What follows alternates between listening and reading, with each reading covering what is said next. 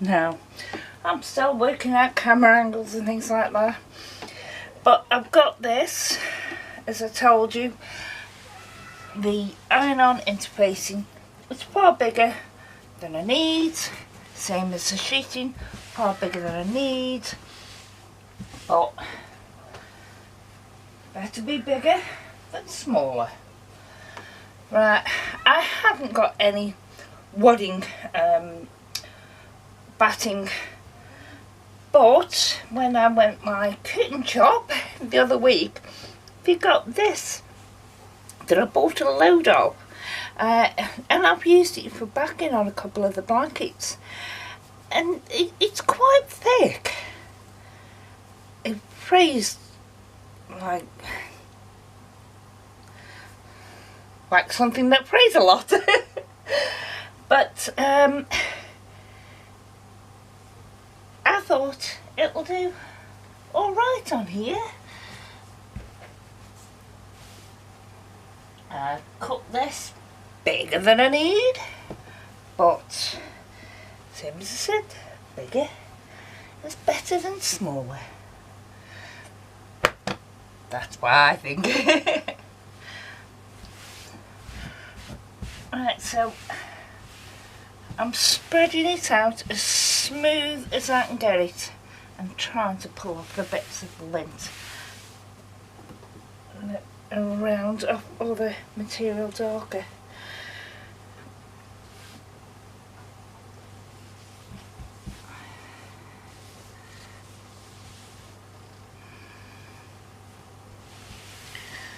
And that's it. Very smooth. So now, check where my interfacing is, because I want to keep this on the interfacing, although I have done too much of it.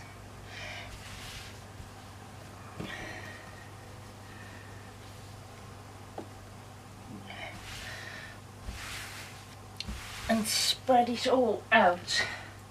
To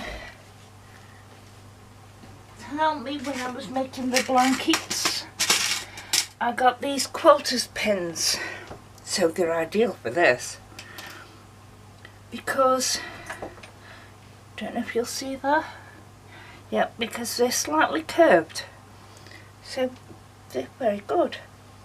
And you're supposed to go from the middle, but I've got a towel underneath here. That will not do me any good. Attaching the towel. So I'll get my big mat. And hopefully I can slide that between, oh yes, without moving it to a great extent. So I can get my pins and start pinning it.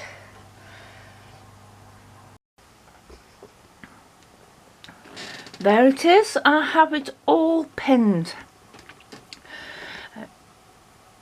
Now in place. Now if you wanted to quilt it, and what you can do is you seam just sew all the way down your seam to the end. Straight line, your normal foot will do.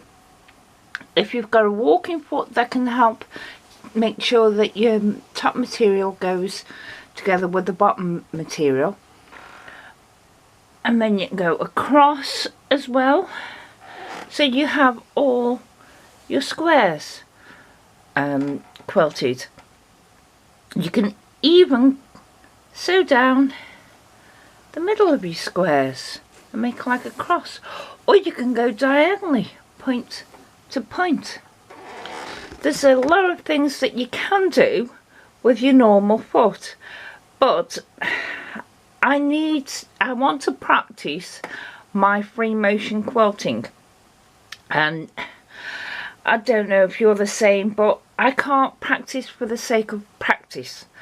I have to practice for something that I'm doing. So it's a bit annoying for me. So I'm going to practice on this. No one's going to see it but me. It's still going to be a dust cover to cover my sewing machine. And if it looks rubbish, who'll see it? Me and Lurch. That's it.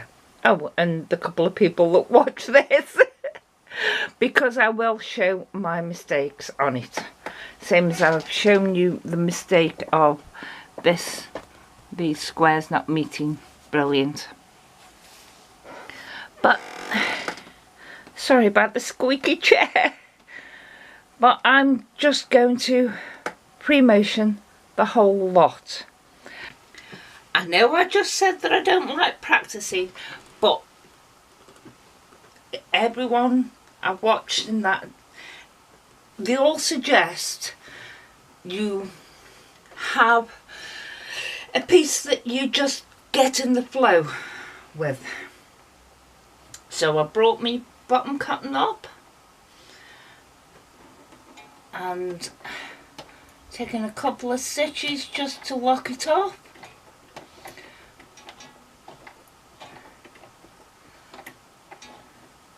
But I still hold them just in case, and it keeps them out of the way. You probably won't see anything from there. Right, I've got you directly behind the machine at the moment, so you'll probably wobble no end. But here goes.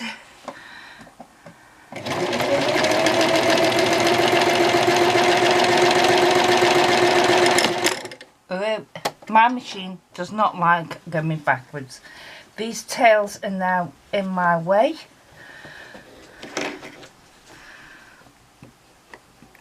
So let's chop them off. Don't need them. This is not a practice sheet, this is my get in the mood sheet.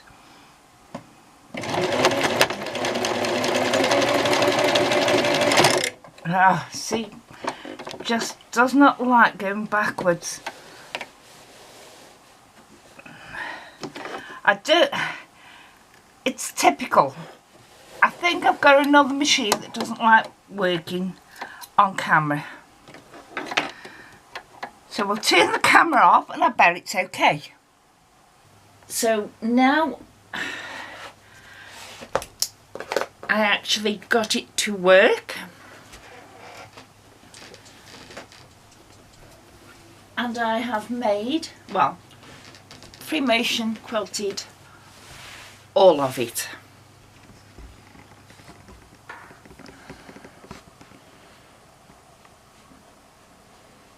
I was going to show you, but the sewing machine, it's camera shy like every other machine I've got in this house.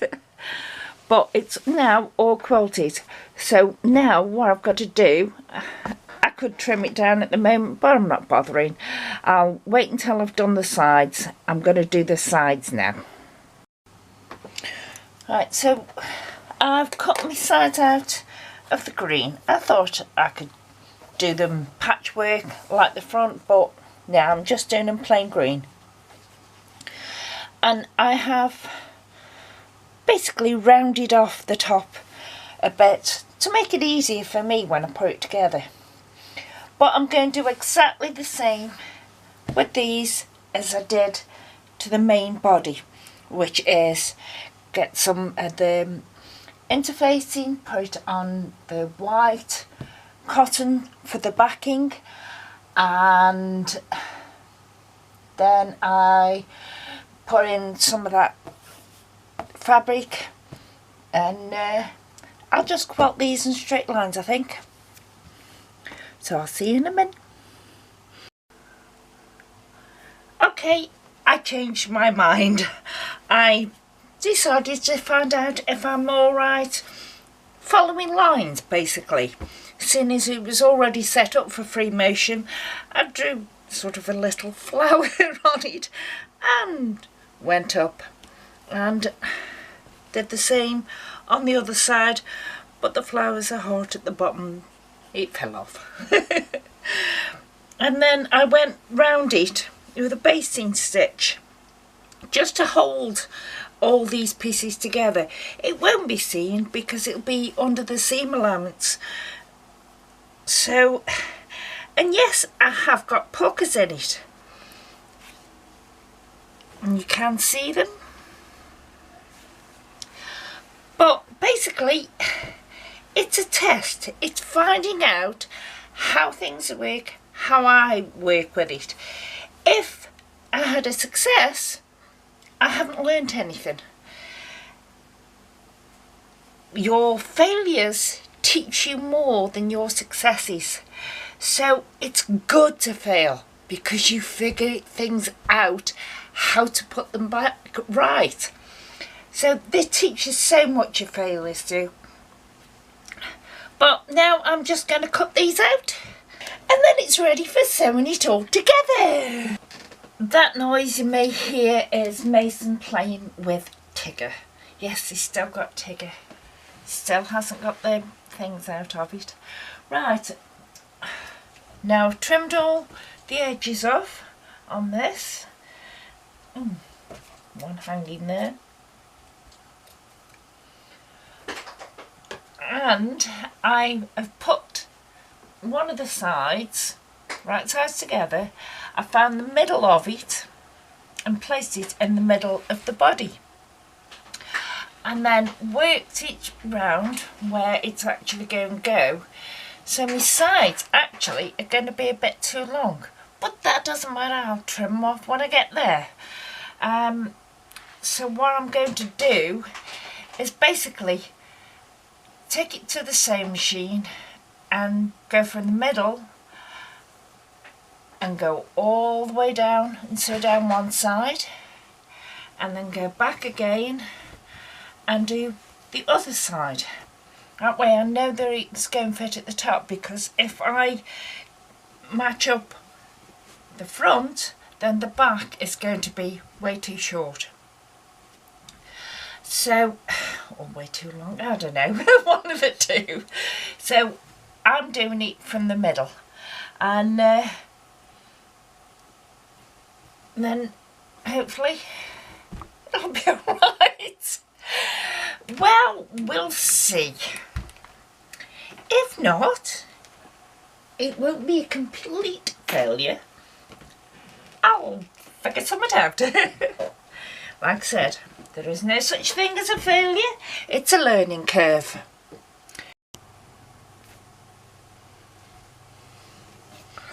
Right, what I've done now I've sewn these sides on. See, it stands up by itself. That's what I wanted it to do. I could go over and top stitch round, but the material, there's that many layers of material, I don't think it'll get under the foot, so I'm not going to. Plus I like it like that. It's got no ends, little bits on it, but still finishing it off. Right, for the border round the bottom, I thought first of all of using the green. I thought, well, there's quite a bit of green on this. I haven't got enough red, and I haven't got enough of these. So I thought, I have got some black that I did use in the quilt, and that will really go nicely with it. So I want a nice thick border. So I've cut a 3-inch strip and gone over it with the iron and pressed it in half. Now I did make sure beforehand, before I pressed it, that I'd got enough in one strip to go all the way round, and I have. So I don't need to piece two together, but you can, if you haven't got enough, piece them together. As I showed in the beginning sewing series when we made the bag, we joined them together, so diagonally along, and then you've got your binding together. But I don't need to do that, so I'm not doing it. Right, now to put it on, I'm going to do one way is on the inside and then sew it down all the way around and then take it over to the front and then stitch that down. So I'll do that and then I'll come back and show you when I've stitched it all round. I started here, I turned under and then put it on and then sewed all the way around, and when I got to the end I just let it overlap 1.5 inches and then just cut it off. You don't have to turn it under. But one thing I do like to do when I'm putting a binding on, because when you turn it over sometimes this back bit stands up and you see it, so I turn that, put like a little dot in it so that when I turn it over and this other one goes on top of it, it's not seen. So that's what I'm going to do now, is turn it all over and top stitch it down, because we've already stitched the back and I know that this will come above my stitching line on the back. Don't mind. I might even do a fancy pattern on it. No, just too plain. I might put my black thread in though. Okay, so I'll show you when it's done, hopefully in a few minutes. And there it is, all done. Around the bottom I couldn't be bothered to actually change to black thread, so I did the fancy pattern instead. And oh, sorry about the squeaky chair. It's now done.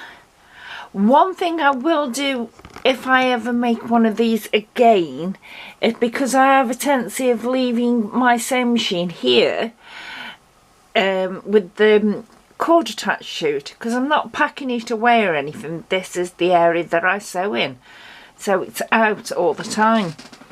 But the cord is attached, so if I ever made one of these again, I would actually put a little slit inside to accommodate that. But how it is now, it's fine.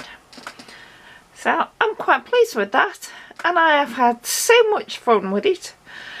I'm gonna make some more things just for me and my sewing machine that will match, hopefully. Thank you. Bye.